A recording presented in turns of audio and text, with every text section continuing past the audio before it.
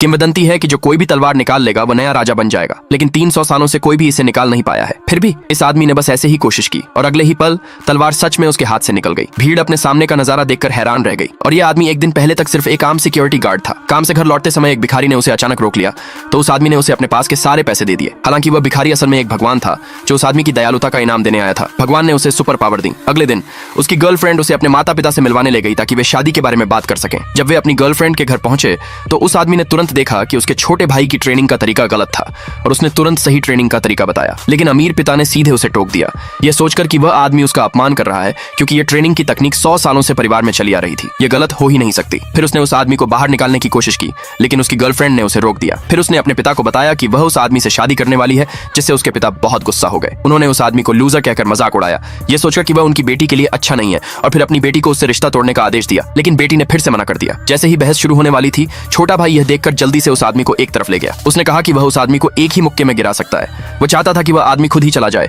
लेकिन उस आदमी ने भाई की ट्रेनिंग का मजाक उड़ाया कि वह बहुत ही बेसिक है। इसलिए भाई ने उस आदमी के साथ शर्त लगाई, वह उस आदमी द्वारा बताए गए ट्रेनिंग के तरीके को आजमाएगा। अगर यह काम नहीं करता तो वह आदमी खुद ही चला जाएगा। इसके उलट वह उस आदमी को अपने पिता की मंजूरी दिलाने में मदद करेगा। आदमी शर्त मान गया और अगले ही पल उसे सच में बहुत ज्यादा ताकत मिल गई। तो भाई ने सोचा कि वह आदमी कोई आम इंसान नहीं होगा और फिर उसने जोश में घुटनों के बल बैठकर उस आदमी से उसे अपना चेला बनाने की भीख मांगी। उसी पल पिता ने उन दोनों को बाहर बुलाया। पता चला कि उसकी गर्लफ्रेंड सुडिटर उसे जीतने के लिए आई थी। फिर उसने उस आदमी को चुनौती दी। दूसरे पार्ट के लिए कमेंट में यस लिखे।